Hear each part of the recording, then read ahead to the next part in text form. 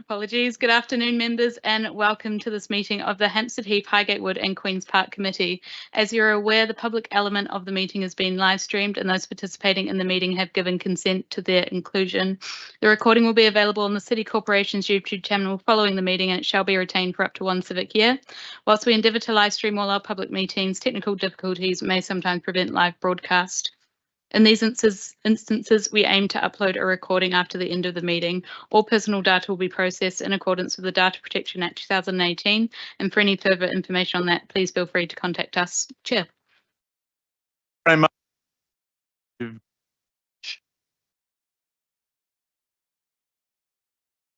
And insofar as this committee is concerned, can I say Happy New Year to members, seeing you all here, and also to members of the public attending. Public are, of course, able to observe, and we welcome you, but may not participate in the meeting. Can we then go to the public agenda? I have apologies from Simon Burrows, Karina Dostalova, and James St. John Davis. Are there any other apologies, Town Clerk, that you have noted? Thank you, Chair. I have not received any other apologies. Can I go to any separate declarations under the Code of Conduct in respect of items on this agenda? The Town Clerk's not aware of any declarations of interest. Any, yes. Sorry, Chair, I should probably just say, if we're going to have a discussion about Queen's Park Day, I do have an interest in that we run a non-profit event on the Heath. I'm not saying it's the same in the same league. Yes. I should probably just mention that. I think that's probably not necessary, but I'm great. It's always best to over-declare. I don't know, that's not legal advice, but just generally best always to over-declare.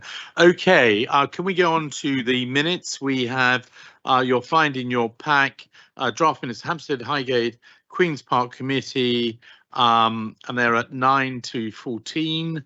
And can we agree those public minutes? And I think, and also the non-public summary of the previous meeting held on the 8th of December of last year. We'll obviously, in closed session, look at the closed minutes. Any point? Can we agree that? Taken as agreed. Good. And then we've got the, for information, the draft minutes of the Hampstead Heath Consultative Committee, which the Deputy Chair chaired. These have been provided in your supplementary agenda pack and are to note. Then we have the Sports and Wellbeing Forum minutes. They're at 15 to 20. They are also to note for information purposes. Thank you. We then have the Highgate Wood Consultative Group minutes, 21 to 26. They're also to note.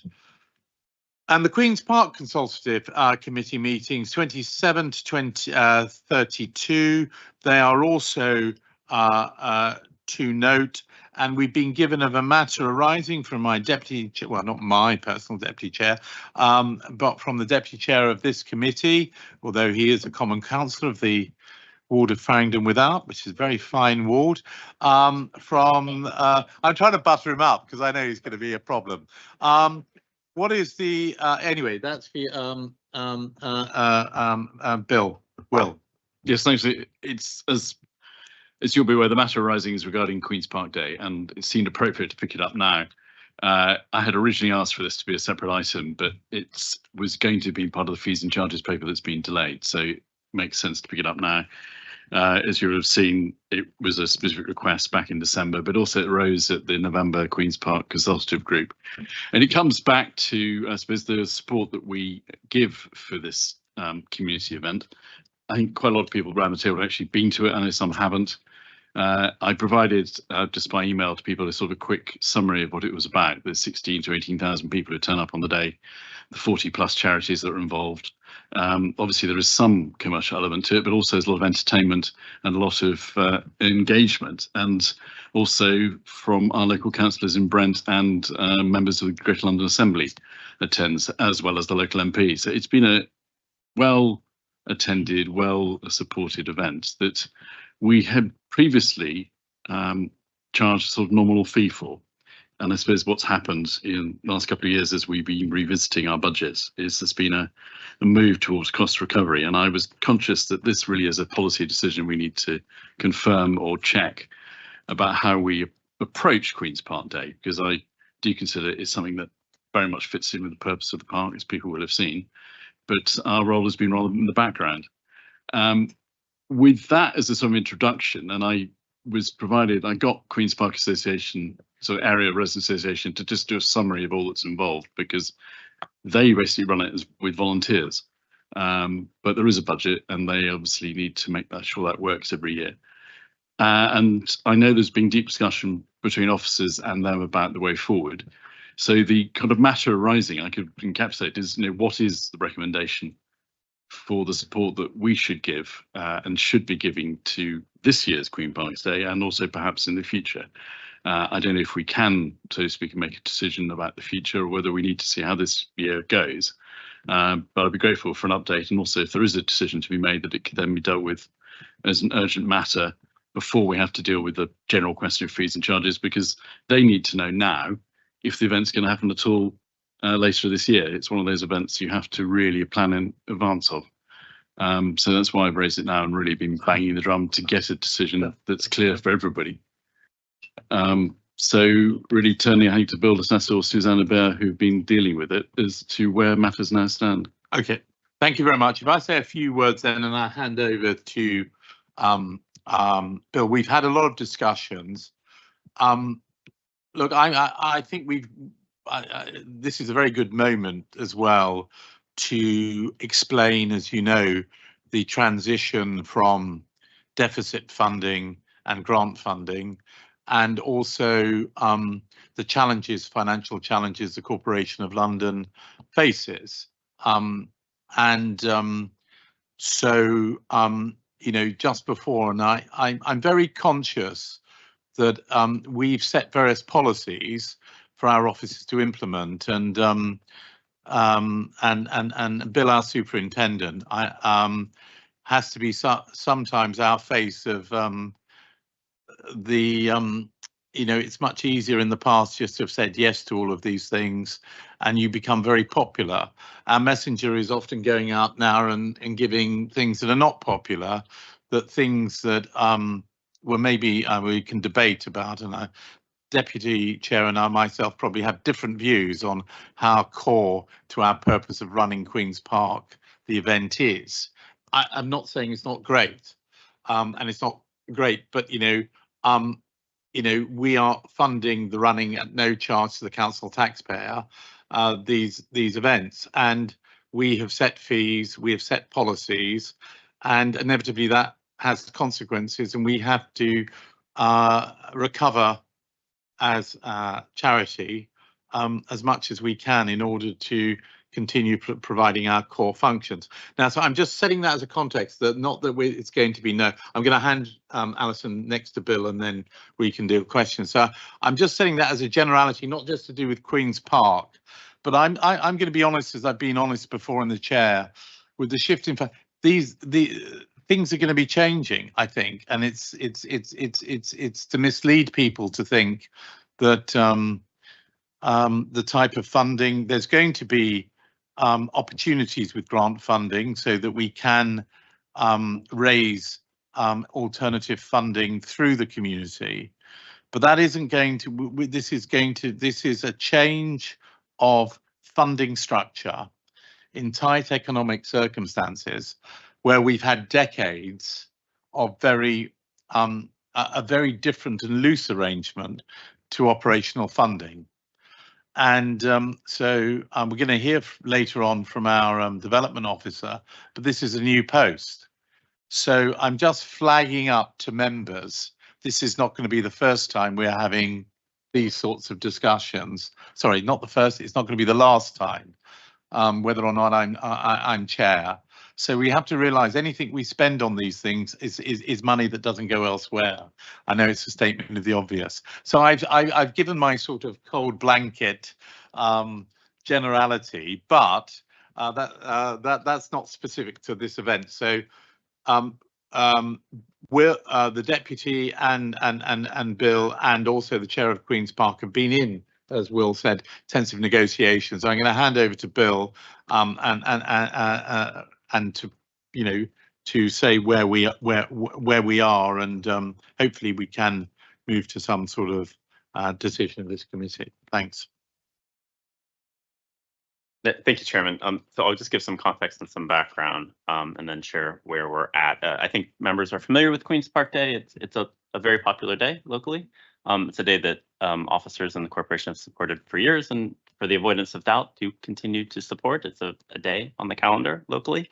It's certainly community and orientation, and there are commercial elements to it, and the commercial elements are part of the funding model for the day. As the chairman notes, for its history, the corporation has really charged a nominal fee for this, and I suspect that predates me, but that's a function of local decision making, the corporation being in a very different financial position, and in truth, a misalignment with the expanded and stated event policy, which I think was shared with members previously, so I won't belabor it, but it does, the default position for all events is to recover costs. Absent some stated policy and a clear outline of why costs or fees would be relaxed, and showing that that's in the best overall interest for the charity is determined by members. So we do estimate that our costs for Queen's Park Day, the bulk of which are staffing, we bring on the entire staff, and there's overtime and security. Constabulary is about £13,000, and then there's other costs that come with that as well. So between 13 and 15,000 pounds. And we did begin last year, I think members will remember our conversation, we began to step in cost recovery. Now, it was stepped in purposely to allow our partners who put on the day time to rethink their model and to catch up and have a think about how they can join us on this journey of both policy and necessity. So we began stepping that in, and we've had more conversations this year following that first step last year. And we've been in discussions on how we can meet our charitable obligations and our just practical charity needs, how the Residents Association can realistically achieve putting on what I think we all know is a very good day, which brings people that may not otherwise be in the park, but brings people together. There's very good things that come out of Queen's Park Day. And the concerns we've been thinking through are understanding risk for financial loss, because part of the model for the day is based on income that's generated by the commercial partners. So that's not known until the day. So weather and any other kind of event can present some risk, and where that risk best sits. It's really been a topic of conversation, and I want to acknowledge that the Resident Association has been in really good conversations with us, trying to find a way through to this. So really grateful for that. And thinking about how really we can make this happen, and acknowledging where we're at as a charity financially. That really has to be something that's at the forefront of our thinking, but also, again, adhering to our events policy, and that's true across the board. All of our events have to be viewed through the same prism and applied equally with the policy, absent a policy decision that sits above and beyond that. So what our proposal is to recover a portion of our costs for this as a fixed fee, and then understanding that we could achieve greater cost recovery depending on how the day actually goes on the day of. And what this would do is allow us to guarantee some cost recovery, to also ensure that the Residents Association understood what their obligation would be, and then the success of the day would allow us to better understand what full cost recovery would look like. Now, that means there is some risk transference to the charity. That is just the fact of the matter and how that being structured. We've not yet agreed what that looks like and what that percentage of cost recovery would look like.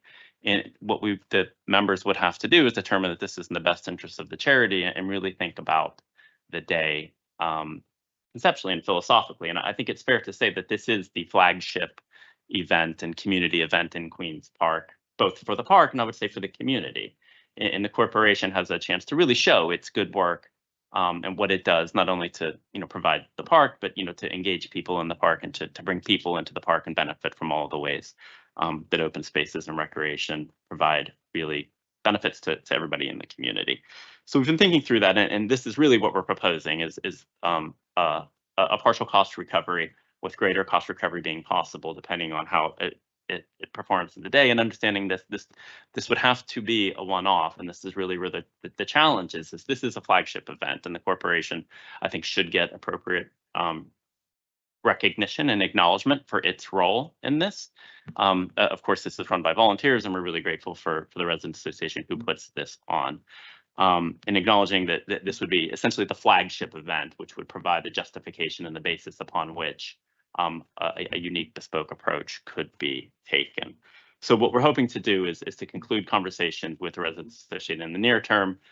We're close on agreeing, what we think that fixed fee would be, and then adopt this model, and also give them some time to rethink or to really review how they've approached the commercial elements of this as well.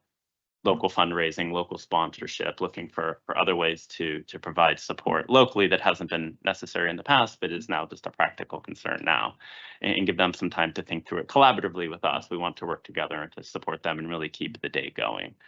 So that is the conversations that have been having, the really good output of conversations with the Residents Association that has arisen from the Deputy Chairman's question, and obviously the Residents Association to eager to keep the event going as our officers. One thing I would note is that this is a very large event at this point. I think people have seen 18,000 people. If you've been to Queen's Park Day, this is a very complicated, significant event. And what we also do have to require, and we'll work with the Residents Association on this, is ensuring that there's appropriate risk management and health and safety, and making sure vehicle movements are done safely, and professional event management, just to make sure that we're keeping everybody safe, and that Queen's Park Day continues to be a celebration for all of the right reasons.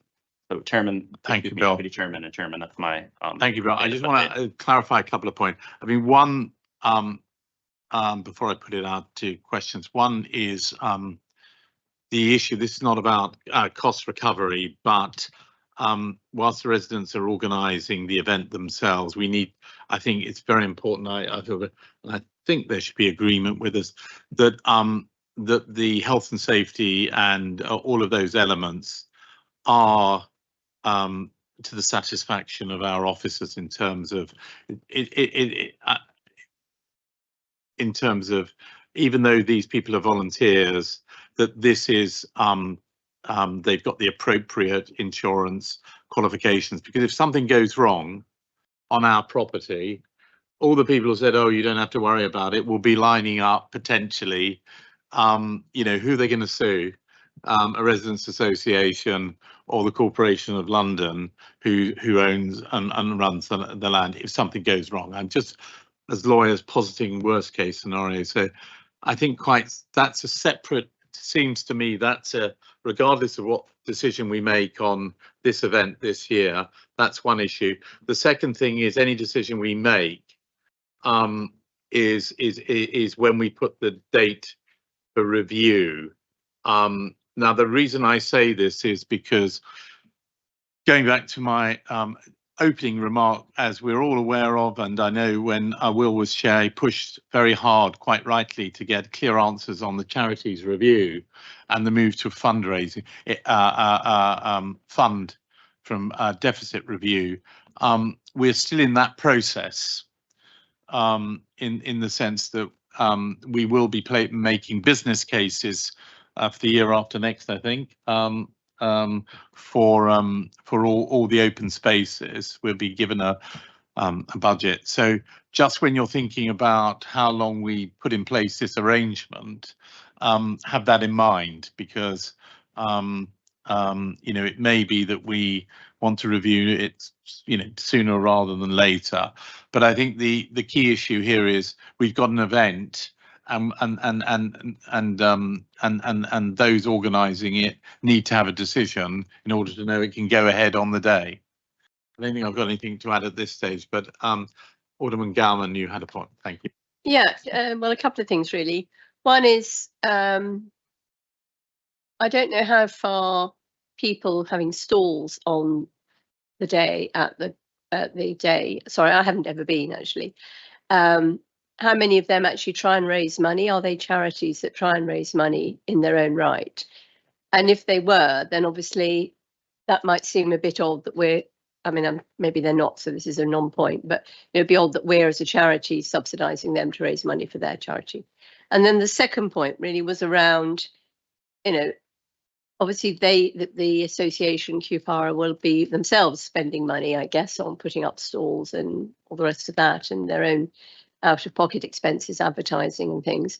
You know, is there a way that they can reduce those costs in some way? I mean, obviously that's easy to say, but I guess if they're strapped for money, the fact that, you know, maybe they need to be reducing what they spend on their out-of-pocket expenses to contribute potentially. I just, as I understand it, I'll be corrected if I'm wrong, that the people with the stalls are a mixture, and this may reinforce your point, of those that are maybe charities and others that are just commercial enterprises.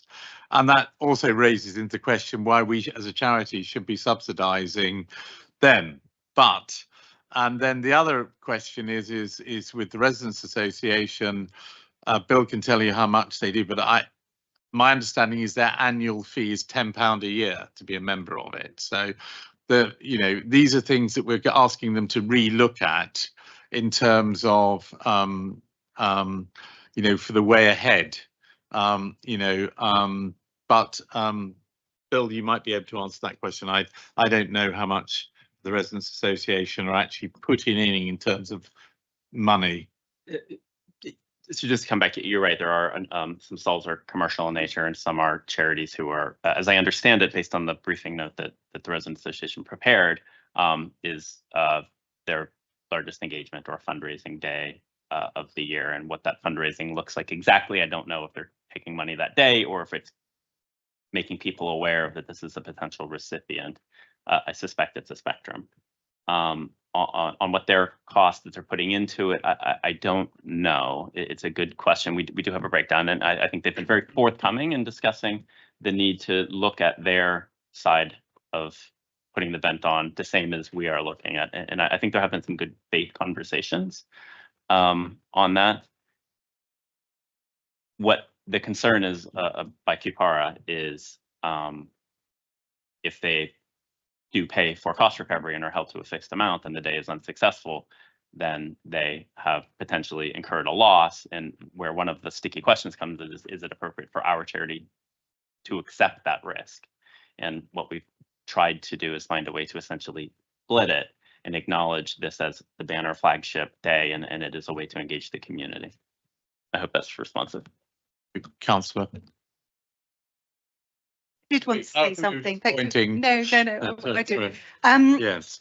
So I just wanted to say that I think Bill's done a huge amount of work kind of trying to liaise with QPARA here to come to a reasonable compromise this year, and I think we all recognise that actually there's a journey to be taken in terms of kind of resetting the baseline and the relationships with some of these groups and managing expectations. Obviously we're in a very different situation, as Chairman outlined, now than we were perhaps 10 years ago in terms of financial support, etc. I would also just ask that committee considers kind of all of the other issues that we have going on at the moment, and just being pragmatic in terms of actually what battles we pick and when as well, because we can't deal with everything all at once. And I think we have to be sensible about and pragmatic about what we choose to do and when. So that was just the point. I mean, thank you. Just adding, and not to go over controversial ground, but we are a charity with an allocated budget that we're going to be, and this is not to discourage disagreement, disputes, love getting emails, all of those things, and officers do as well. But just to let people know and realise we're making judgments on things. The officers are spending a huge amount of time at the moment and money on various other issues we'll touch, and I hope only touch on, because those at the moment. So that's again a general point. It's not, and the other general point I would make, and this is not combative, this is a change. And it's a bit, I kind of compare it a little bit like you've been going in one direction for decades, probably rightly or wrongly, and everyone, all of us, is on a change. And I'm afraid it's going to unfortunately happen more rapidly than perhaps we would like. Anyway, Councillor Mitra, and then I'll take Wendy afterwards. Councillor Mitra was first. I should address everyone as councillor, but you know, just to distinguish our friends. Yes. Very soon I'll just be Mr. Mitra. Oh no. I speak with some experience as somebody who has helped organise my local community festival for the best part of 15 years. So I hopefully I have something to add that might be useful to this conversation. I do want to note that I'm going to try and phrase this quite carefully, because there are some elements when you're talking about cost you probably don't want to put into the public domain. So I will try and be careful about what I say here. But you know, my community festival attracts probably half of your figure. We get about 10 to 12,000 a year, and it's a community festival, so we don't make a profit. We just roll over what we get. And you know, part of the business case, if you want to call it, for that is about how we retain money through fees and charges for things like stalls, and in particular the food stalls. Because if you think about it, you know, food stalls in particular make an awful lot of money on the day of these festivals. You know, they potentially have hundreds, if not 1,000 customers on the day, charging about a tenner a meal.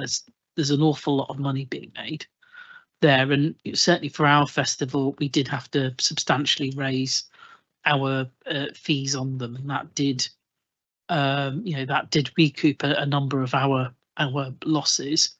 And it's entirely possible to do that without having a huge impact on those businesses and leading to them having to raise their prices. So I just lay that on the table. I think some of the other things that we've done that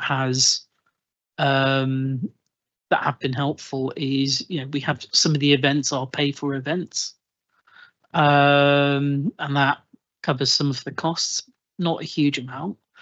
Some of the other things that I think we do that raises a couple of £1,000 a year is we don't have an entrance fee. It's a free event, but we have tables at the front that are crewed by volunteers, and we have a raffle, and all the raffle prizes are donated.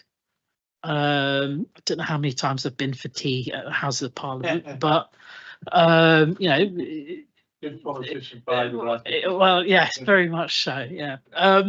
But things like that, they do raise a couple of £1,000, you know, and it is a known thing amongst visitors to the festival that you get to go to the festival for free, but the thing you do is you buy a couple of raffle tickets, right? And that is an understood part and parcel of it. I just think things like this, they may not cover the whole cost of everything, but a couple of these measures taken together might well start to trim off some of that deficit in the longer term. And actually these things can happen relatively quickly as well. So I think there's a couple of ideas there that you might be able to take forward. Thank you very much, Councillor. And it'd be useful as well outside if we could share some of those experiences as part of the learning. So that's very, very useful. Wendy, would you? Yes, you do charge all the stalls, including the charity stalls, I hope. Do they pay for their stalls? So the model is, and this is unique, I've not seen this before, the land is given to the Residents Association for free. And they, sorry, what is it's given to the Residents Association, and Yeah. they establish the charge for all of the stalls, community, commercial, and otherwise, and the food trucks. And that's how the other expenses for the day are underwritten. So it's a legacy item, and we are where we are, and we're trying to get to a place that reflects our financial position. I think you have to give the list to the Residents Association of what the cost of the open day is. And you know, not let them decide how much they're going to pay you. You decide what the payment is. I've been buying stalls at fairs all over the place for years, and you do have to pay a substantial amount. But I mean, this is a long time ago. The costs are different now. But there ought to be an element of the security aspect to be paid for as well. It's a good note, thank you. And it's been a learning curve to educate myself on this model. The challenge is this is not our event. We don't produce it. And if it was our event, it's not something we have the capacity to do. We just wouldn't be able to do it. It's our venue. I understand, hence the conversation. Well, I mean, you're speaking on an open door, but I think the deputy may have I suppose I'm sorry, happy to chip in at some point. yeah, has a different view, but probably should declare an interest as a resident of Queen's Park. I'm not a resident of Queen's Park. I just know the area. Okay. And I know the people. Okay. If you want to And- kill the golden goose, you're going about it at the moment. Well, okay. Well, yeah.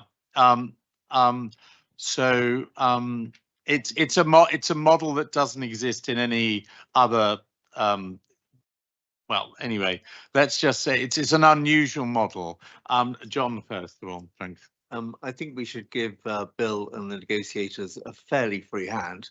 But having said that, and also I very much agree that we should know what the cost recovery costs are. You know, we should know it costs us X.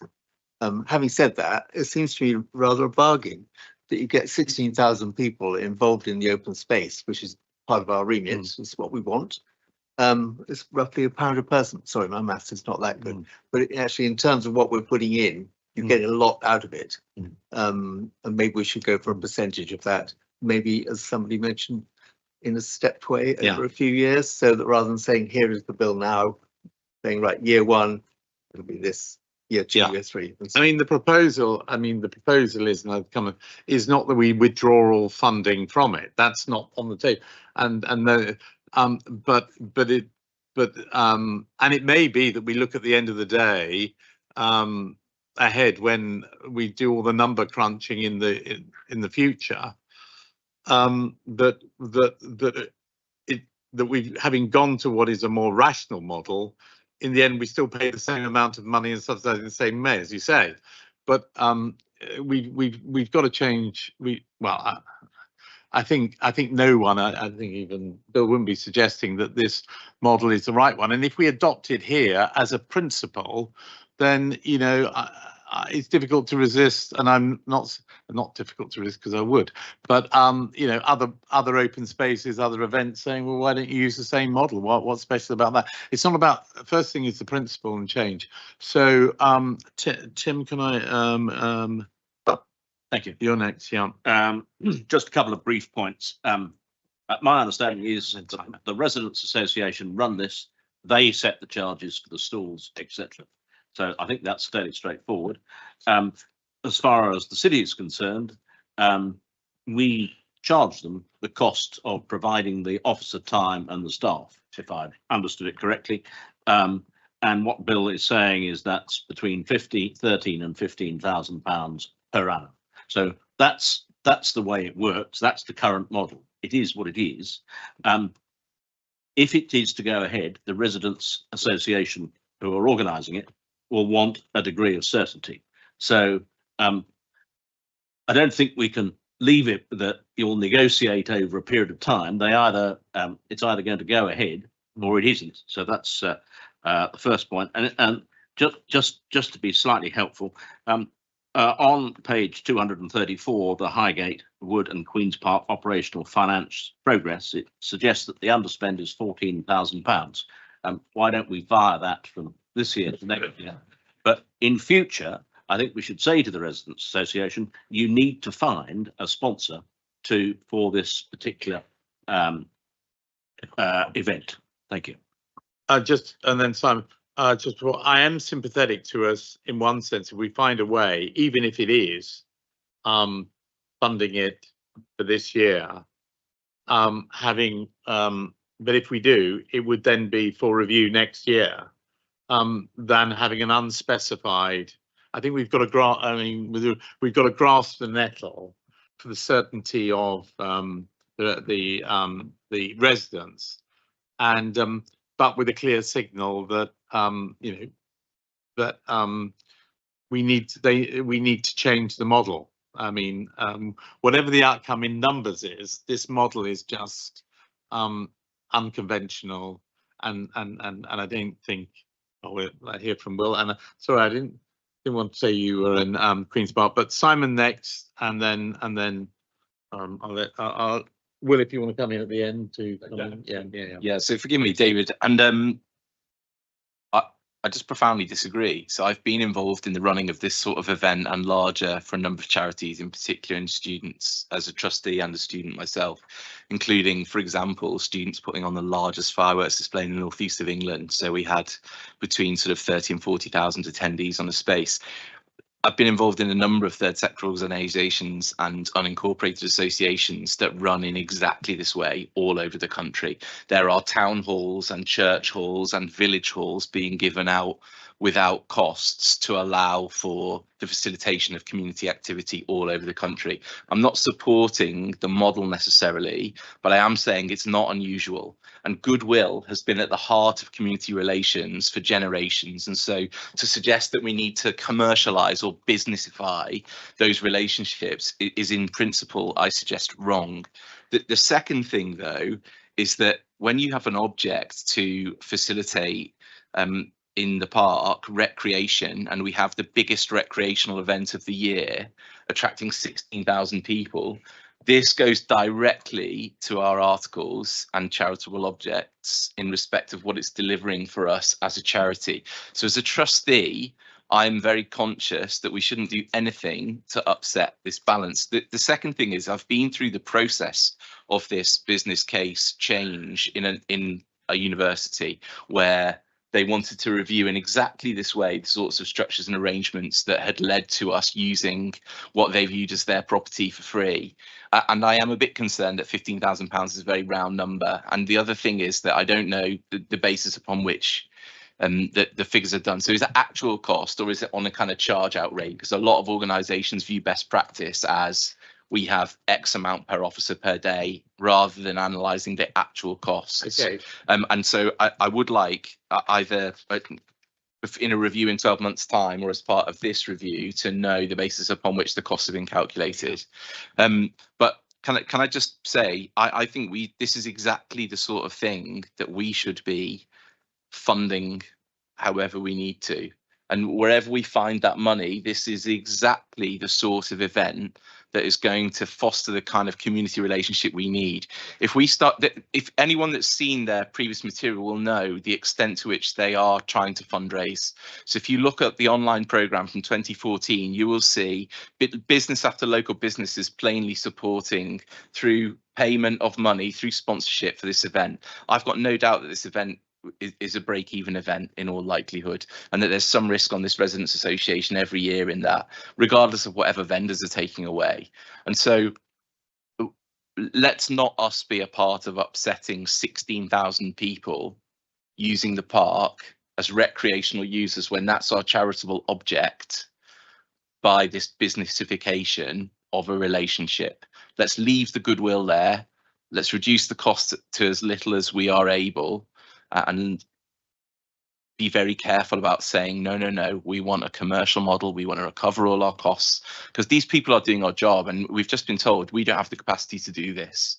And so where we can't do this and it's bringing an immense community and charitable benefit, we need to facilitate it. And if that costs us £15,000, as far as I'm concerned, that's small change. Very good point. I'll let Board come back later. But just before, as I understood from what was being said, particularly, it's not just a normal; it's also staffing costs as well. But they come back here. They can come back. Yeah, but it's not just saying nominally you got the park. But a take point. Yeah. Thank you, Chair.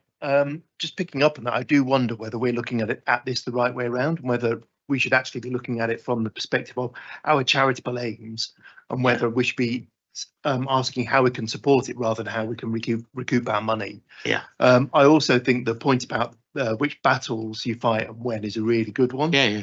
Now, this is not my patch; it's quite far away from my patch, but I've had blowback from this already, and I think if it joins, with other campaigns that are going on that we're all well aware of, I think the reputation of the corporation could be further damaged. I also wonder whether we actually have the capacity to do the outreach, to do the community engagement across all of these different renegotiations that we're making at the moment. Maybe this is not the right time. I'd like to know a bit more about the future ideas for how we do work with residents association on this and what kind of outreach we've got, whether there's going to be tapering or, you know, whether we come back on this in a year's time.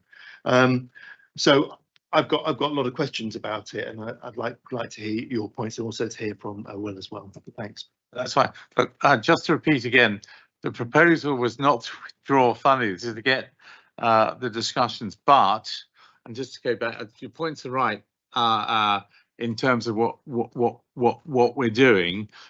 But the structure is we are now facing a change that's been made by the corporation from deficit funding to grant funding. So, and what we will have to do is how we manage that. So this is why we're putting it to the committee. This is not, just to make it very clear, this is not officers. And I want to be saying we'll withdraw and we've got a profit, or it's how we decide how we spend that money. And if it's a will that we take for this year, if we have the money, the 16,000 or whatever it is, and 14,000 and provide it for all the reasons people have said. No one suggested, by the way, this is contrary to our charitable objectives. Where they rank is a matter of policy decision in it. So I just wanted to make that clear on behalf of the officers, because there are going to be these sorts of decisions we're going to have to keep making. We won't always find, for however wonderful it all is, 14 grand or whatever in the back of the sofa or whatever. I think William's been very patient here. Do you want to add? And then I think we then need to, I think we do need to make a decision of what we're going to do subject. But Emily, you want to say something? Violet, what do you? Yeah, if you want to, do you want them to go first so you get right reply, or do you? Well, maybe you put your thing now so officers can say. Well, I think that's probably want to reply, because. No, I think you should go now and then officers at the end. I have to do that. Yeah. I suppose firstly, yes, I had thought this would be a short point because the negotiations I thought had basically been concluded, but as we can see, it appears that there's a much wider item. But can I put it to round it up? This is clearly a not-for-profit event. It's something where there's a huge amount of goodwill that was put into question by trying to ask for full cost recovery, because they're not set up at the moment to raise the funds that we think are possible. The possible funds that might be there are unproven. And I think that's where we are, in a way, that we need a clear answer for this year, and we need a way forward for the future that explores that, because they have shared their numbers with us. We have pointed out some things that might change, but that's not something that can produce an event this year, but it might be a way forward for the future. So I basically think we do have a policy that clearly treats big events like this as exceptions, as part of a charitable purpose, as a part of having a park that attracts people. I quite can see the point of finding sponsors, and that could be even just small local shops to someone bigger, but that is something that clearly we can ask for and look for in the future. Indeed, I think the local MP has offered to convene something like that. So let's be frank, this is not an issue that we can, I suppose, be solved today, but they do need to know how this year works. And I understand from Bill that is very close to being basically a fixed fee plus a percentage uplift if things are a great success, which would allow us to recover more. Now, that as a model seems pretty good for this year. I would certainly ask people to endorse that. I thought it was in the range of 25 to 30% that's been talked about for this year as the minimum, which is a potential way forward. No, we need to give Bill, obviously, the authority to sort it out, because instead of coming to this meeting, as I thought we would, with a clear agreement, there are loose ends. And there's obviously disquiet as well amongst people about how much we should be supporting and not supporting with something that has potential to raise money. But we should be supporting it. I think that's clear. We should be being constructive and supporting and not obstructive. And I think we're slightly in danger of the funding getting in the way of the big picture, which is this is a fantastic event. It's been going on for 50 years. We helped create it, actually. We applied our previous policy and funded it. Now we're saying that because you think about it, our policy has been in place for 8 years. Unless you're saying our previous officers didn't do their job, they actually decided we should be funding it. Our having to revisit our funding obviously prompts what's just happened, which is this idea of looking again at their business model. And I think you're quite right, it's unconventional, it needs looking at. But can we at least say for this year, we have a clear fixed fee that's within their reach? And then we look to the future. Thanks, Rob. That's very helpful. Could I ask Emily and then Bill to round up the discussion? And Bill, could you articulate what the effective proposal is that we're voting on, which William understands was effectively nearly there, and if then that's realistic to give you some latitude? And then I don't know whether Emily wants to go first or you. Thanks. Thank you, Chairman, and thank you, David and Marcus, for the comments, which I fully take on board. I just want to clarify, this is not about the businessification. This is following existing policy. It just hasn't been followed historically.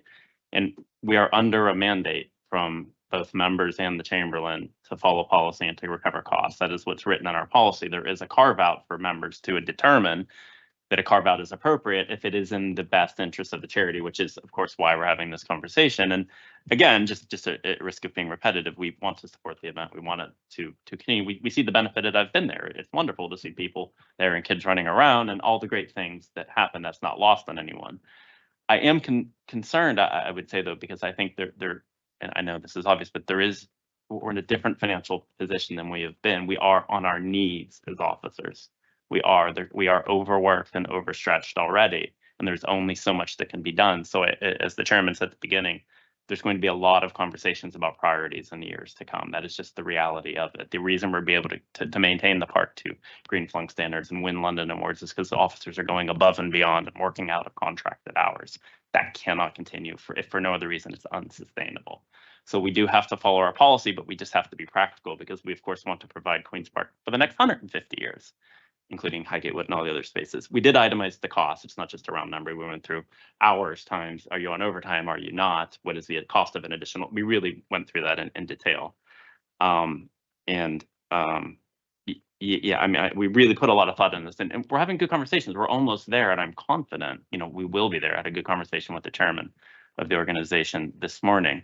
I would be reticent to talk about exact numbers only because we do event negotiations constantly for commercial events and charity events, and there's many hybrids. And I think you could say maybe this is hybrid, closer to charity. I'd be happy to discuss it in non-public session, or if members want me to discuss it now, I will, but I'm just conscious of the fact that we are moving to full cost recovery on everything, which is, again, the existing policy. And we are having to be appropriately commercial, not brutal, but appropriately commercial.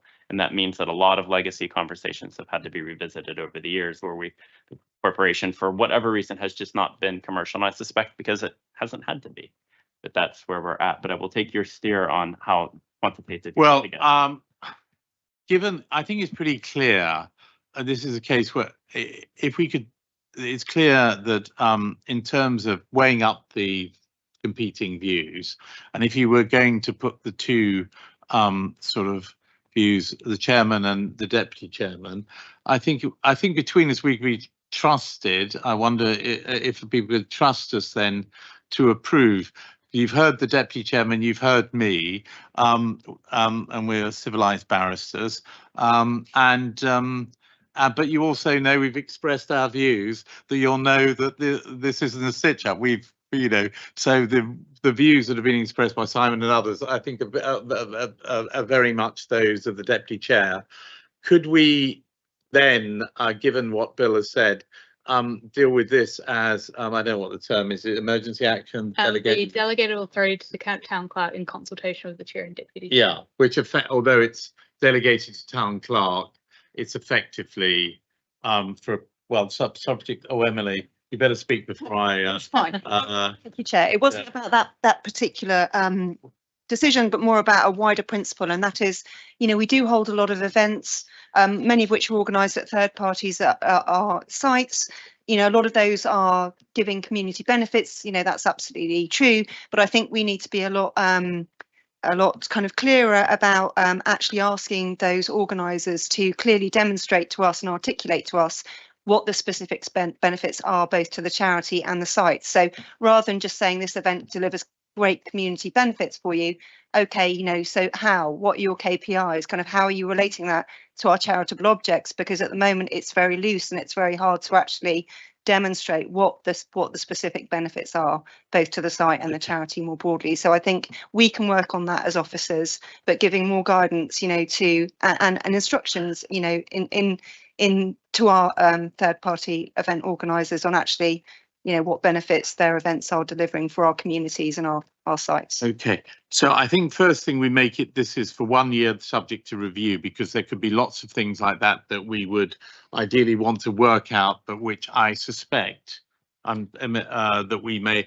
So it's a 1 year, and the position would be for the final amount of cost recovery agreed to be then determined by, well, the offer, because we offer it, we offer it, and then we can't mandate Queen's Park Residents Association to accept anything. But hopefully there's an agreement which the offer of cost recovery formula for this year and this year only, then to be town clerk, subject to chair and deputy chair. I mean, I've got the mood of the meeting as well. If we have got I don't want to prejudice Bill's negotiations, but I'm hopeful that whatever happens, it can mean that so far as everyone's reasonable, things can go ahead this year. We'll then have to put in some hard yards to make sure that the principles are well established, because for the future. Are we happy with that? Well, happy or at least prepared to vote on that in favour, I think, unless I see objection. Chair, could I just confirm the wording that I just got down given it. there? So the delegate authority to approve the final offer of the cost recovery formula for 1 year subject to review. Yeah, thank you very much. Okay. Very well done. Thank you. That's agreed.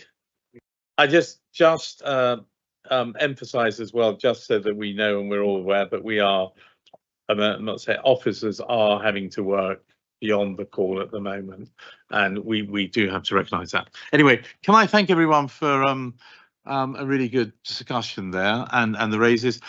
Can we then move on to the annual terms of reference? I hope the next things we can deal with quite quickly. Town clerk, present them. Are you happy for me to explain it, or do you want to explain it? I'm happy. Okay, no, I don't want to. But basically, we're just looking at tinkering with a few typos. There is going to be a broader review of terms of reference, which is going to take part of the NECR, and no substantial amendments are being proposed at this stage. So any amendments that take place that are more substantial, we would then have to consider at the next meeting. Alderman Gowman. Yeah, the membership 25-26 doesn't include me. No, it didn't include Will either. Yeah, no, so I think that needs to be sorted, that's all. Yeah. Happy for me to take that, Chair.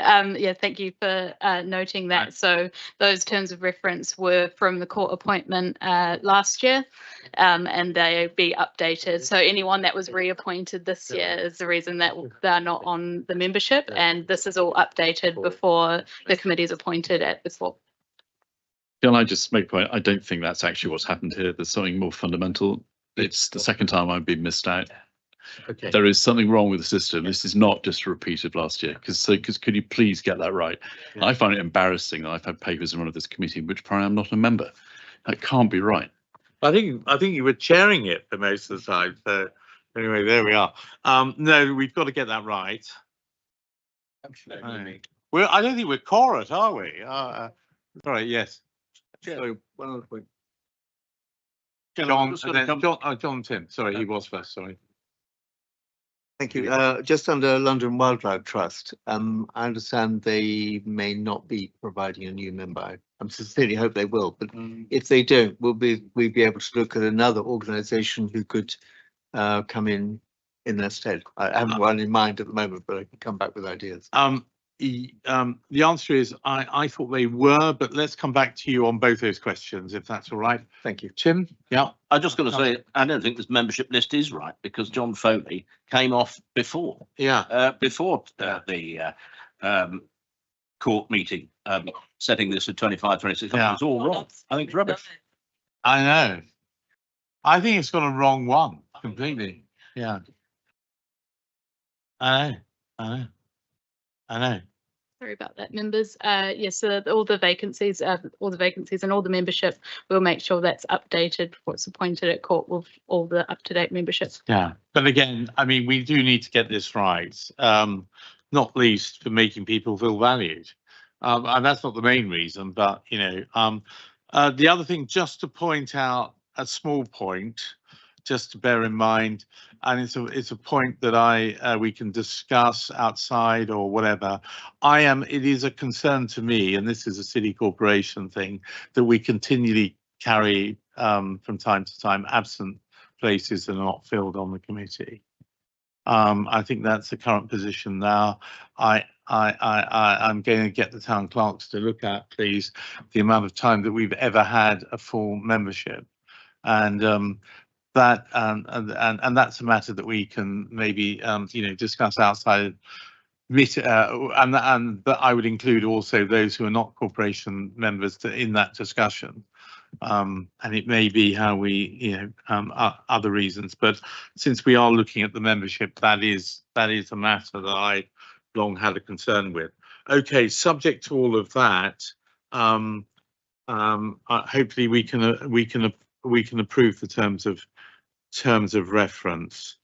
And then number 5, we've got for information the senior officer recruitment report, which is Emily Brennan. She has a very small oral update for members. Yes, very brief. Thank you, Chair. So outlined in the paper, we said that we would be looking to recruit an internal interim person to the post of Deputy Director following Andrew's sad resignation, but unfortunately couldn't find anyone suitable internally. So what we did was expedite the process of recruiting the permanent Deputy Director. We had first interviews yesterday. I'm pleased to say that we had a lot of interest in the post. We had 160 applications, so that took me a bit of time to go through. But we interviewed 6 very strong candidates for the first interview, and that will be progressing to taking 3 forward to the second interviews, which will be a member-involved recruitment process next week. So looking really good. We've got some excellent candidates. Thank you. Thank you very much. Can I just add one thing as well? I don't want to sound like a broken record, but the same theme on the pressure on staff. One thing that struck me, it was a wonderful event. Jonathan Mears, many of you were there, and his retirement, wonderful chap. And then I was asked by someone for I think Hammond High, what are we looking for in new people? And I hadn't really, applied my mind. But it is a challenging officer post to fill, and we require people, and we have, fortunately, people of great qualification and experience. But I just think, just for all of our stakeholders to realise the challenges, we need people that are skilled in arboricultural skills, working with flora and fauna. And many of those people are drawn from people. I'm making a generalization, but normally they like working with. They have that speciality because they like working in open spaces and trees and more.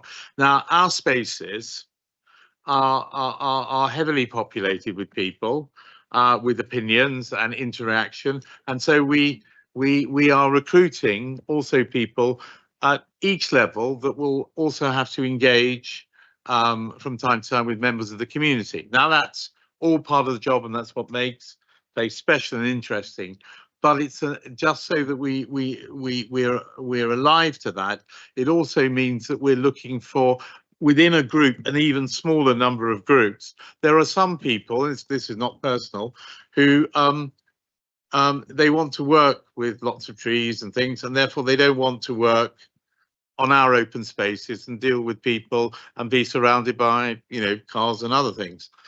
So we just bear that in mind, and that is, one of the issues that we have with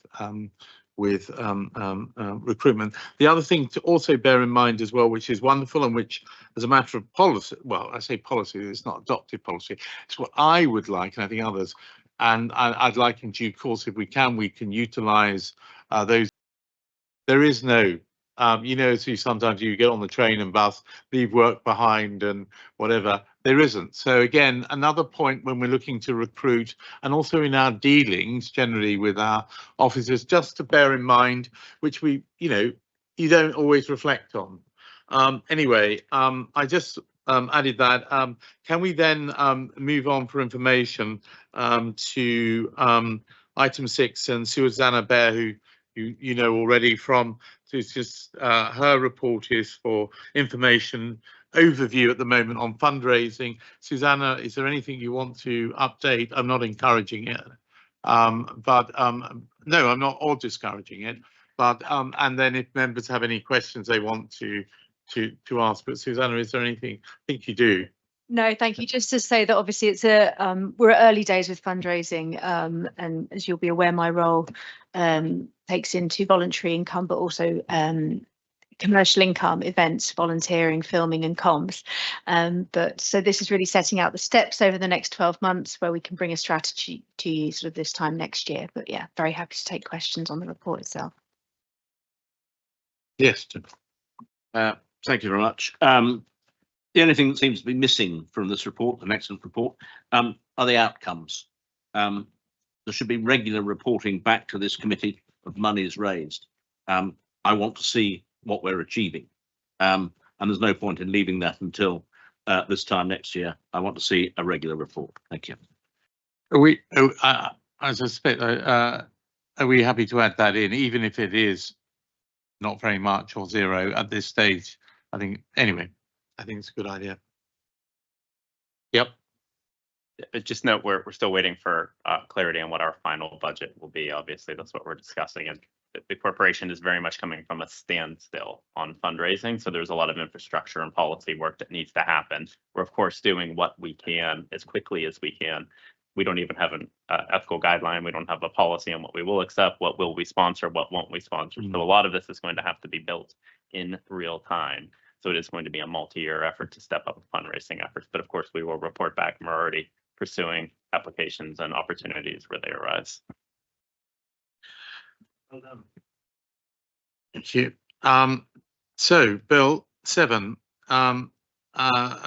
it's been circulated, the report, unless you have any, well, there may be no points to update. Any questions? Otherwise, it's for information on Hampstead Heath. And then again, item 8, Heath Hands update. Again, for information, any questions? Seeing none. 9, risk management update report, Hampstead Heath summary. This is for information. This is Joe Hill is available to present the report. Any questions on that, on the risk management? No. We have the Hampstead Heath 5-year plan for decision. This has already been. This is Bill to present the report that you have. This is for us to review and approve the 5-year plan. It's had some degree of publicity already. You will have seen it. Does anyone have questions before we go to decision on the 5-year plan? No. All those, anyone objecting to us adopting it? No. Can I just pick up one point? Yep, of course. One thing that was mentioned, obviously, the Consultative Committee, was the need to plan when we're reviewing our strategy, because we've only had an interim, obviously, review. Could you just clarify how that fits now into the business plan?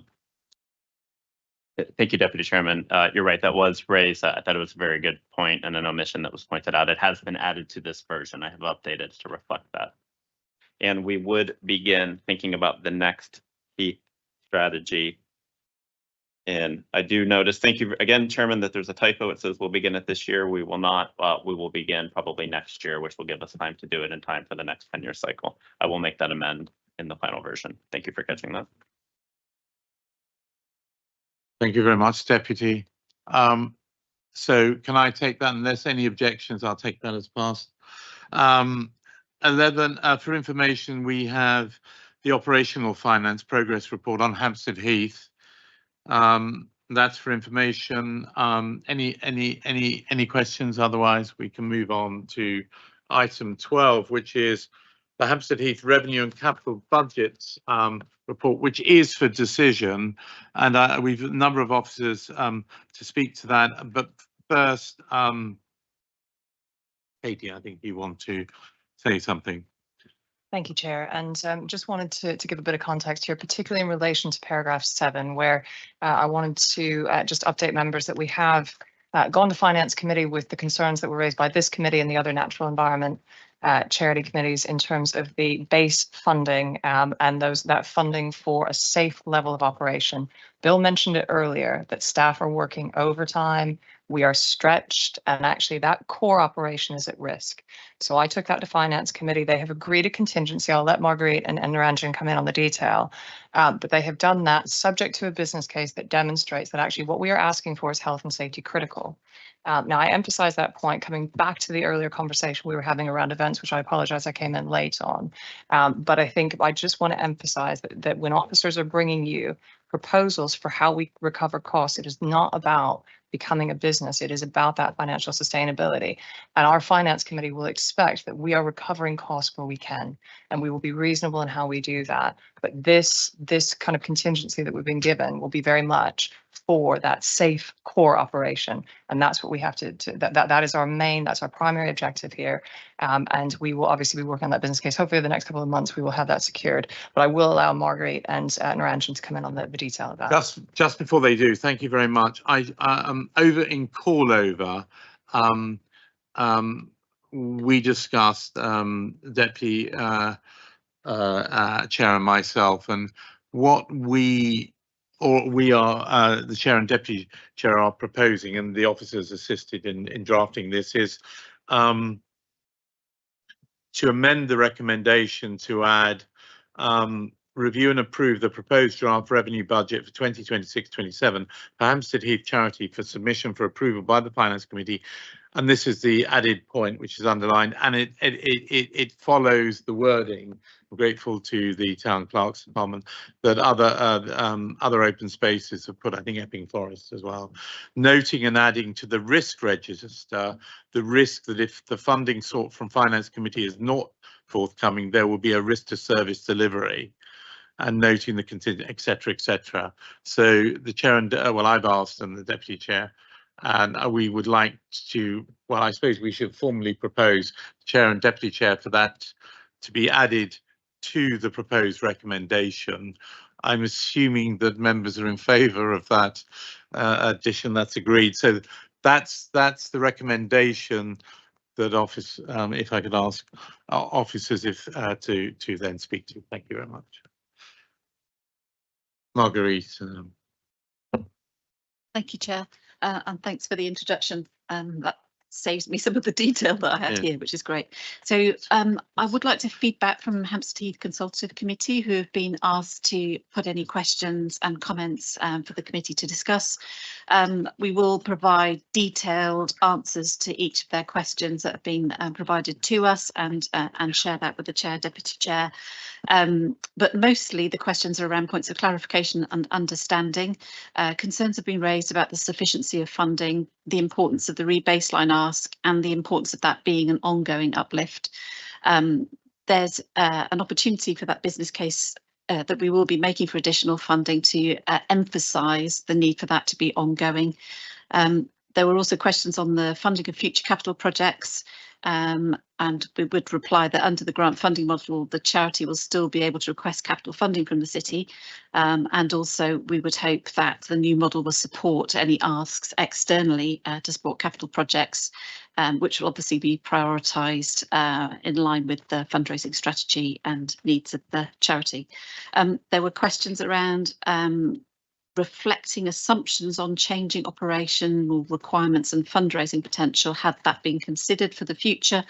And of course, next steps will really be to work on a financial planning model to consider and begin to quantify assumptions for the future, be those costs or income assumptions, to allow a more strategic approach for finance in the future. I think, and then the final question was on the maintenance and accumulation of reserves, and I hope that will be answered in more detail when we bring a reserves policy paper for discussion at this committee and the consultative committee at the next scheduled meeting. Those were the main points. The only other thing for me to say before handing over to Niranjan and taking detailed questions is that you'll notice that the budget paper is in a different style this time to other times, because we are transitioning towards the statement of financial activity and charity style reporting. So you're seeing both the local risk report and the charity style at the same time. So hopefully for the next financial year, as we transition into the grant funding model, and if the principles, and I hope they will be approved at policy and resources, and then you'll start to see slightly different reporting, which will be more charity focused. Very much. Thank you. Thanks, Jeff. Sorry. So today we are asking members to approve grant funding of 5.478 million to support the 2026-27 Hampstead Heath revenue and capital budgets. This consists of core grants of 1.828 million to be managed by the superintendent, and additional grants of 3.65 million split across the city surveyors, CWP and recharges. This is an overall decrease of £340,000 from 2025-26. The breakdown of which can be found on Appendix 2, but the main contributor of this decrease is the reduction in directorate and learning team recharges, as well as the rephasing of CWP backlog, which you will find a full list in the 2026-27 schedule in Appendix 3. Thank you. Thank you very much. Are there any questions? Yes, I'll take them in the order I saw the hand. So Alison first, and then John. Can I just clarify? So para 7, which straddles pages 153 to 154, is reference to provisional numbers would be an additional 750,000. Is that the figure we were talking about, which would be the potential that you've got to, in a sense, put it bluntly, make a business case out of health and safety?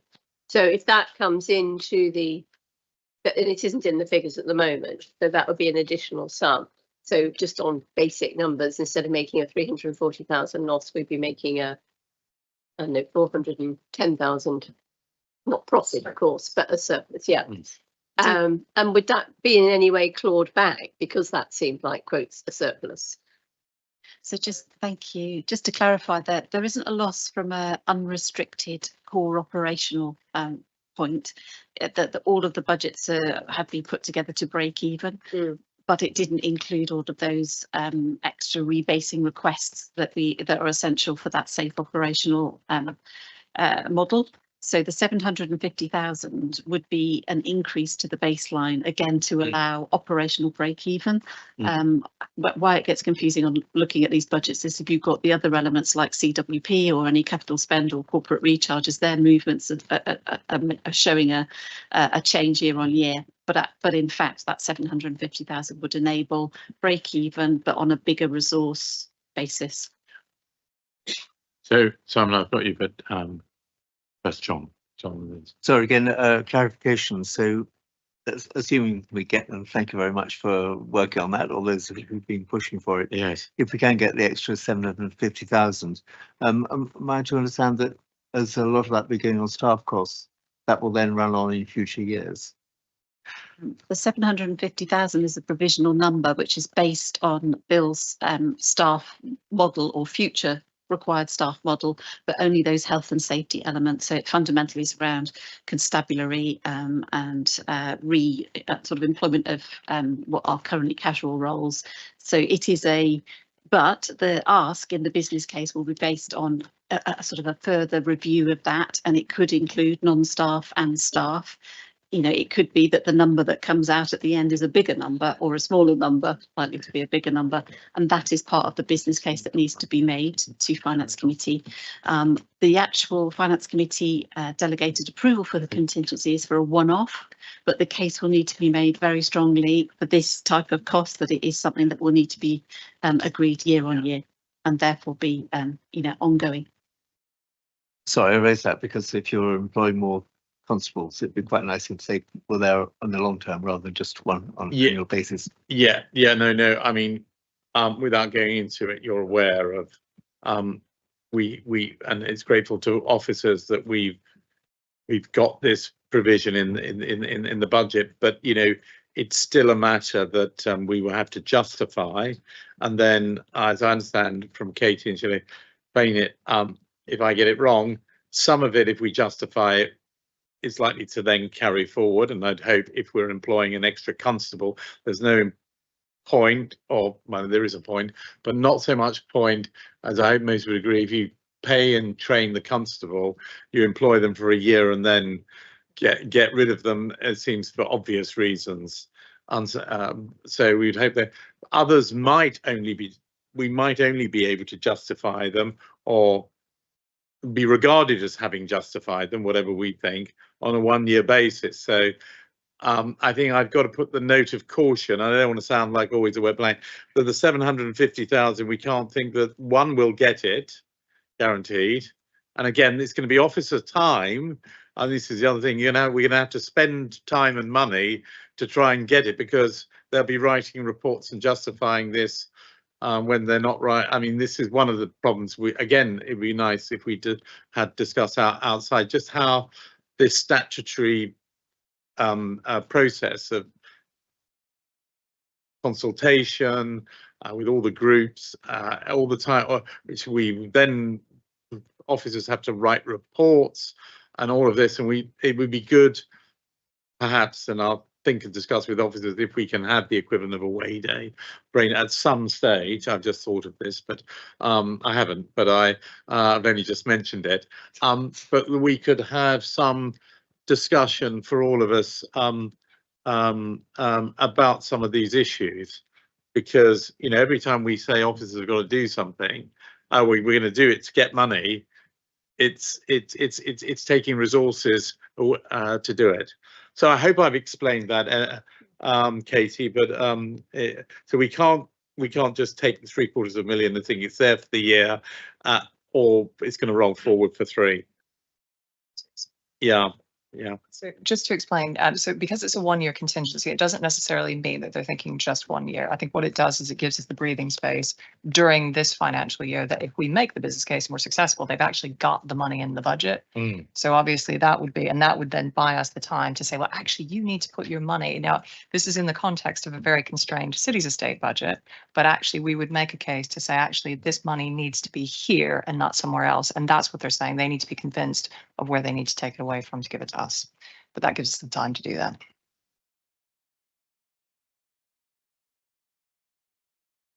Simon, yes. Can I just ask a question about I think no problem. No, it's all right. I'll answer to anything. Yeah, today, yeah. I just wanted to know about the way that we're reading kind of increased income into the budget for next year. So I think in this year there was an increase in revenue from the Lido and swimming of about 344,000, which is great, through an upturn in participation. There was some associated costs with that, obviously, because of the casual lifeguarding increase. But then in respect of the budget next year, are we forecasting for that to continue, or have we kind of made a more conservative estimate of that income, or how have we treated that from 1 year to the next, where we've got kind of big changes in use like that? Yes, so we have gone for a conservative value of the income based on how we performed this year and how much we are spending on casuals and particularly lifeguards. So we have balanced the two together. So it's if there are any additional income, then there will be obviously a requirement for additional lifeguards to support the additional activities. But yeah, it is all factored in. I suppose what I mean is, have we kind of looked at the actual income from this year and effectively put that in the budget, or have you kind of met in the middle and said, well, actually, it might dip down again. What we're going to do is budget for an income of an increase on the previous budget of, say, 150. Like, where have we set that? Yeah, Bill and Ranjan have talked that through, and I think it's a conservative one based on last year. Is that correct? I think we've also applied 6% on top of that as well. So based on how we performed year on year. So that's what. Yeah, sorry, I just don't understand. Yeah. Swimming has trebled in the last 5, 6, 8, 10 years. I don't know the exact number off the top of my head. we do think there must be a ceiling at some point, but it is continuing to increase and we're getting more revenue, which has been helpful.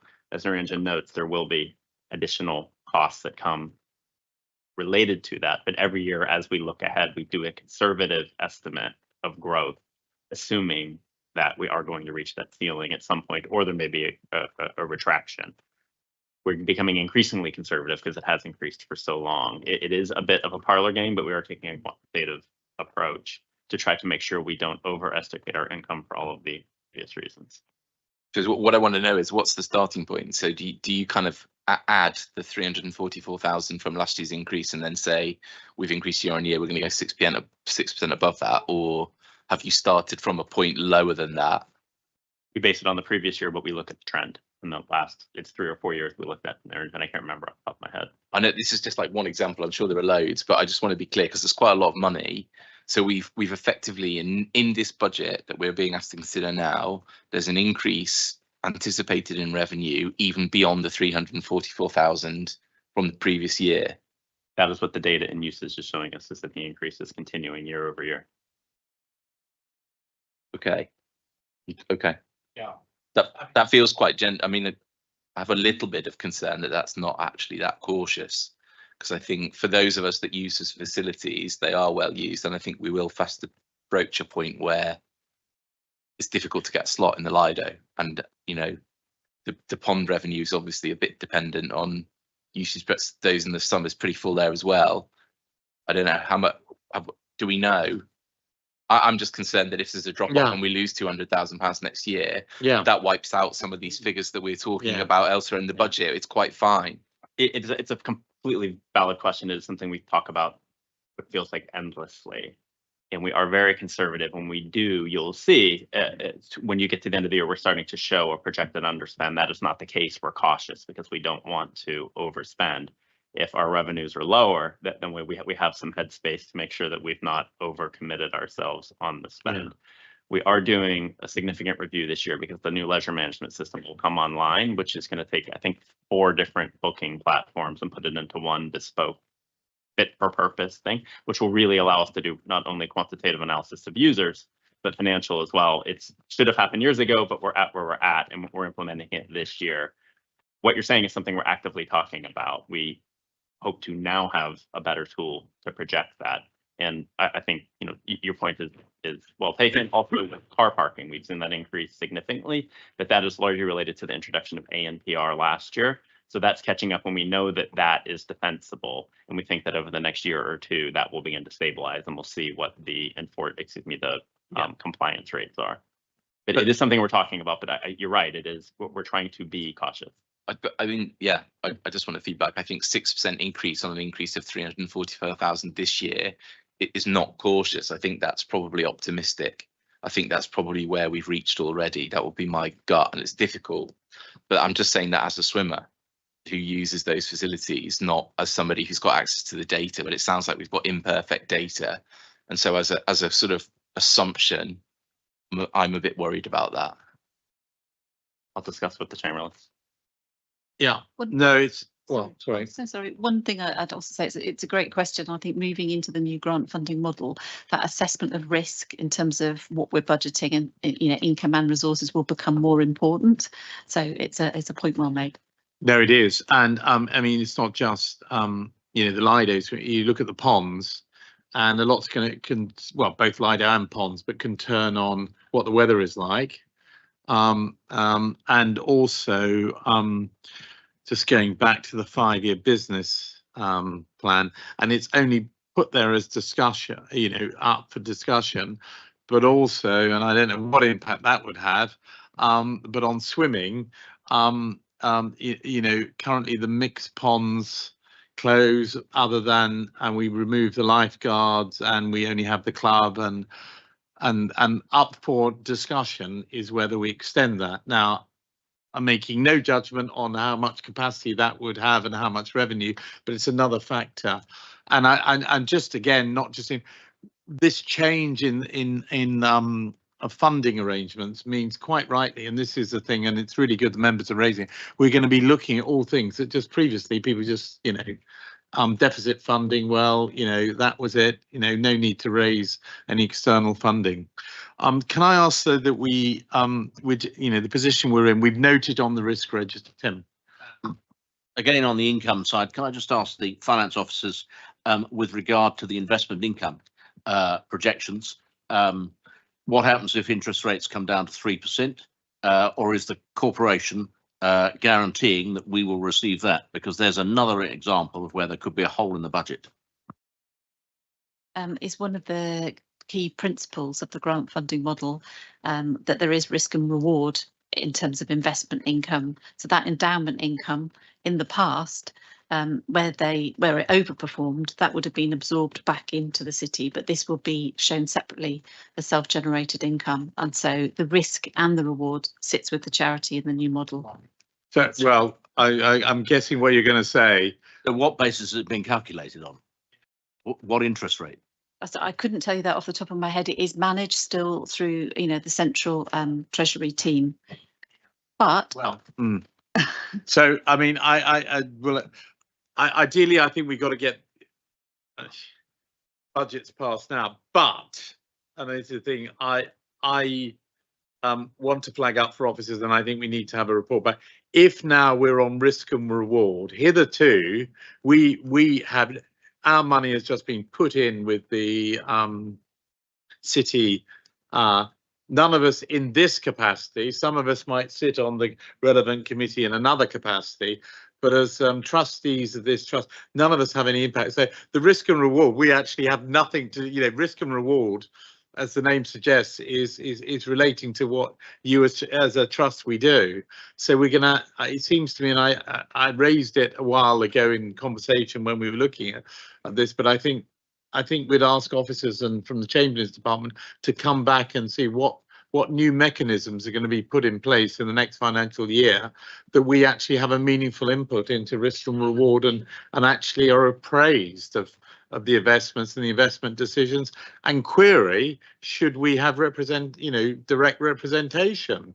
Not least, also, I'm going to ask for Edward. You don't need to answer the question now. But what are our legal requirements now that the goalposts have changed as representative trustees? Anyway, Tim, you're very knowledgeable on these areas, but I hope that covered some of your. Alison, yes. Well, I do sit on the investment committee, Yeah. and the Hampstead Heath Fund is a separate fund, and it's reported, so it isn't just sloshing around in that sense. Just but it is invested in. But it's invested. We couldn't tell you, but you could look it up. But when the investment committee makes a decision, if you like, about that, they're acting in the position of the corporation as charitable trustee of Hampstead Heath Fund. Yeah. But in a sense, that's. You've got to say, but then what is the policy about how that should be invested? Is it for income and return? I get that entirely. We're not sitting here as personal trustees and we're all the corporation. But when we have to sit and make decisions, let's roll it back to whether Queen's Park in a few years, how much we can fund, or how much can we fund on the Heath and how much we're doing that. But when you're sitting there as a corporate trustee, not sitting on this committee, I take your point legally, but it's a very different role, it seems to me. And we do need to look at, and this would be for presumably other open spaces, what is the sort of governance and transparency relationship under this new regime? And if we could have some proposals back the next time we meet, that would be great. Unfortunately, we're not going to have it before we have to. I just wanted to add, it's an important question for the conversation around the reserves policy. So, should be considered in that discussion that we can have at the next committee meeting. But it's perfectly valid to ask for more information on the performance and management of that fund. Deputy Chair.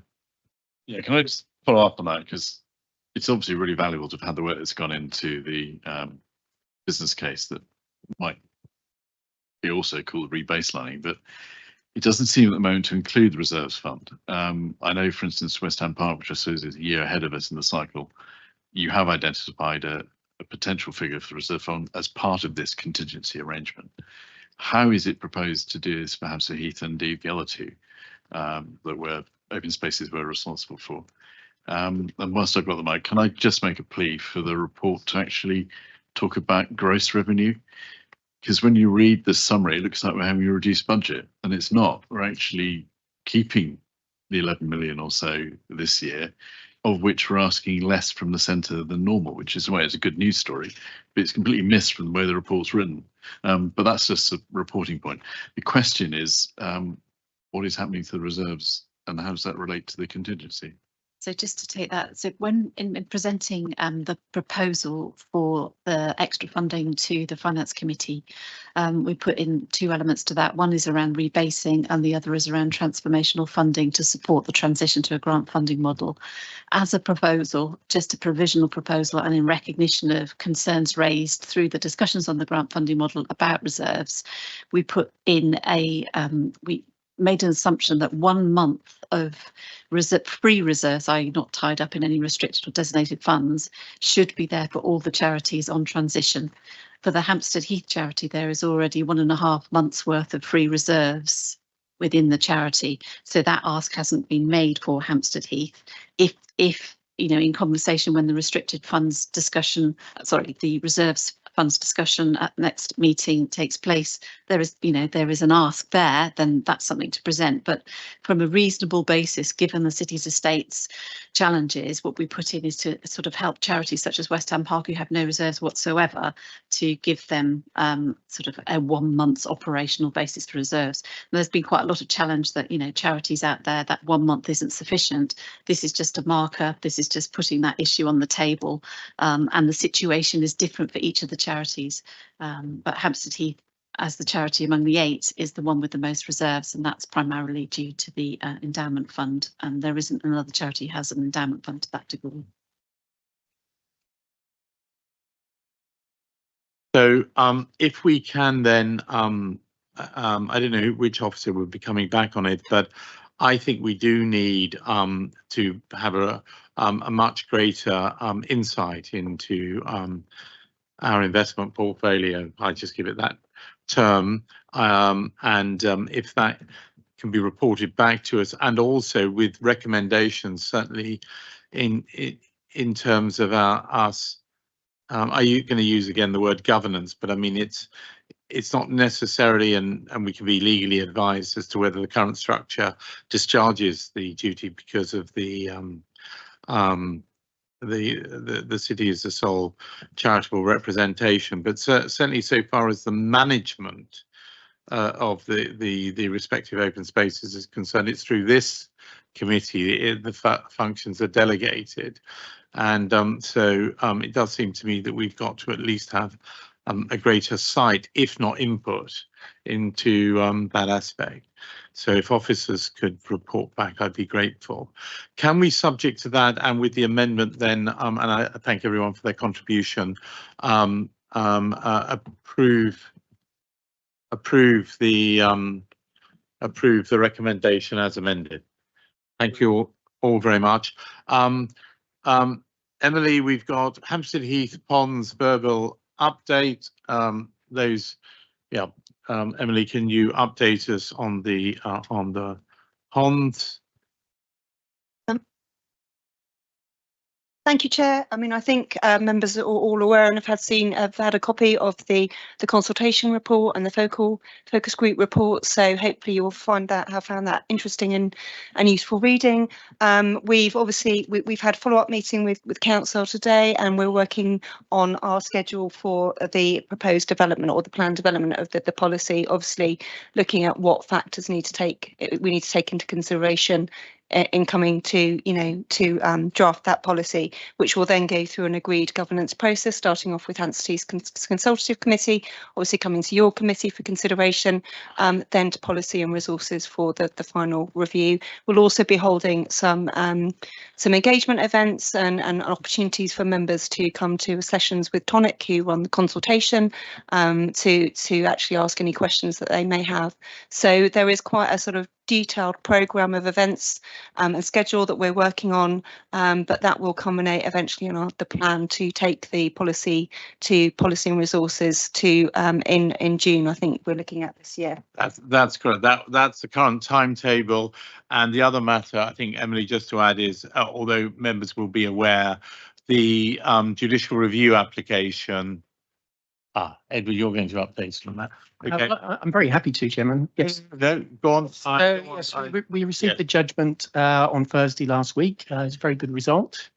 So permission was refused, and we were basically successful on pretty much all of the grounds that we were arguing.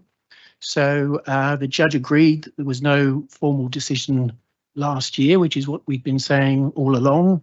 So the claim was both out of time and premature because we're in the process of making a new decision at the moment.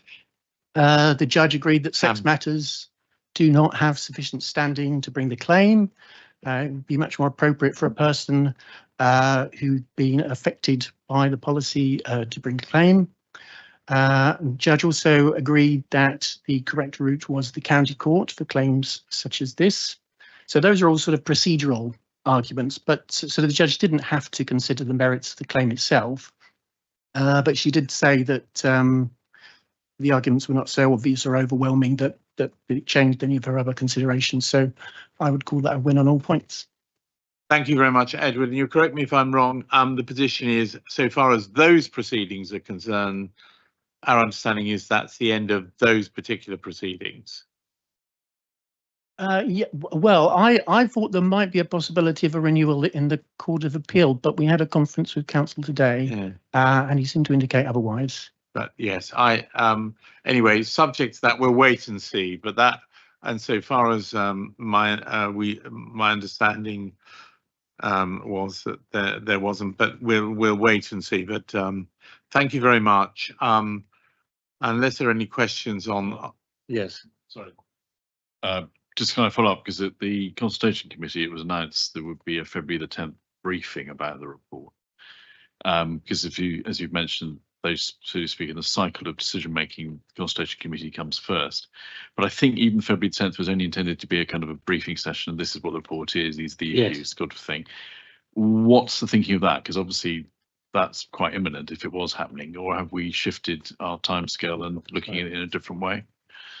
I just, Katie's got the provisional time scale. Yes, so so the 10th of February is in the diary as a hold for the consultative committee. So we've now got that time held. We felt important for them to have a session with Tonic to be able to ask questions. As you say, it's specifically just giving them the opportunity to ask questions of clarification with those who actually ran the consultation. We are intending to then get sessions in, similar sessions, so online sessions, informal sessions with members of this committee and the other relevant committees, which would include P&R, would include the EEDI, so the Equity, Equality, Diversity and Inclusion Subcommittee, and those three committees, so yourselves, P&R and EEDI. So that will happen over the next kind of few weeks in the run up to the end of February, beginning of March.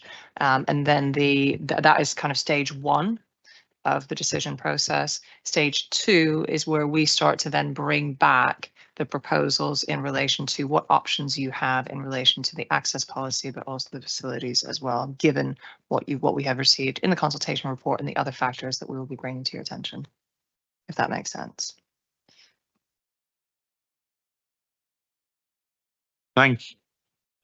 Tim, yep. Can I ask Edward what happened with regard to the costs award last week?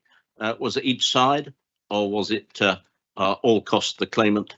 And if so, what cost is that net to the corporation? Well, so because we were successful, then we will be able to recover some of our costs. The judge hasn't made a decision yet. Unfortunately, it's only up to a certain point, and so it doesn't include the costs of the oral permission hearing, which were quite significant. Those are just the rules, I'm afraid. But we will be recouping some of the money, but the exact figure hasn't been determined yet. So I believe we have agreed, and this was something, although you didn't see me as when Will was acting chair at the meetings, I did, I think, get agreement that the legal costs and also the costs of the survey in terms of finance are not out of this charity's budget. They come from, let's call it central funds. but obviously with our other member hat on, it's just another pocket coming out. But with currently we're putting our charity hat on because of the nature that this was. The origins was, you know, corporate-wide policy, although and other things, it was agreed that the judicial review costs and also the survey, which of course will inform any decision we make, but also any decision policy and resources make, inform but not bind us, or it's not a referendum, is borne by the by central funds, not this. Obviously, we hope that you can recover as much cost as you can, notwithstanding the rules. Thank you. Good. Okay, so that's the part. Then we've got for information, Bill, your report on Highgate Wood and Queen's Park for information. Just looking for any questions. Yeah, yes, can I Deputy? pick up a point that I think everyone wants to know is what's happening to the cafes. We had hoped, obviously, February the 2nd, there would have been the changeover. It hasn't happened in Highgate Wood. It hasn't happened in Queen's Park.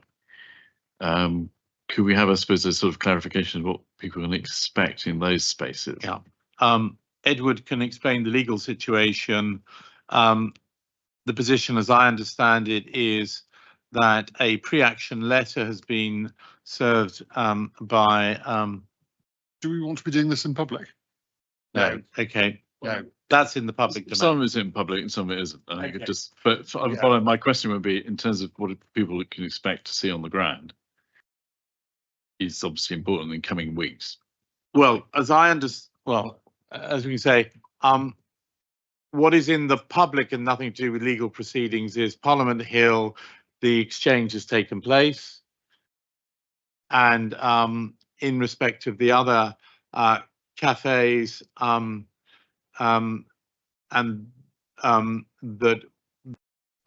this is in the public domain that a pre-action letter has been sent, and the corporation will be responding, and in terms of any possession proceedings to take possession, the owners of not the owners, Hoxton Beach, who are the current operators, are not leaving voluntarily, and therefore it's a matter of legal proceedings. How I assume that they will continue operating the cafe because that's what they've indicated, but that's not part of any agreement with the corporation as far as I'm aware. But if we need to go into private session to discuss further, I think all of those matters, I think I'm rightly in the public domain, but it is not part as, yeah.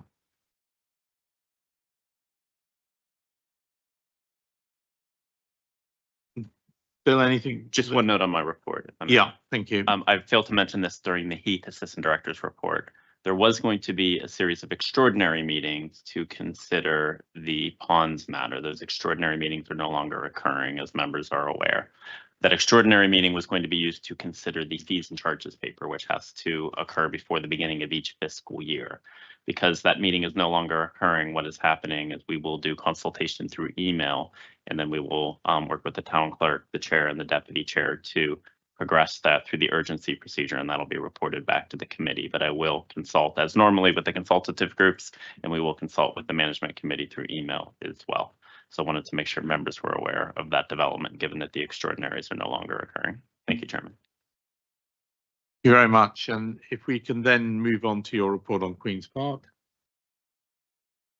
For information, any questions on Queen's Park? Don't see any. I mean, again, the splash pad application, which is such a major fundraising issue at the moment, I gather there's no further development.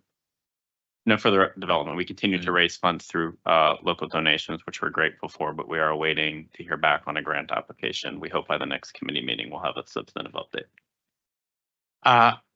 Thank you. And then item 16, also for information, which is the risk management update report for Highgate Wood and Queen's Park.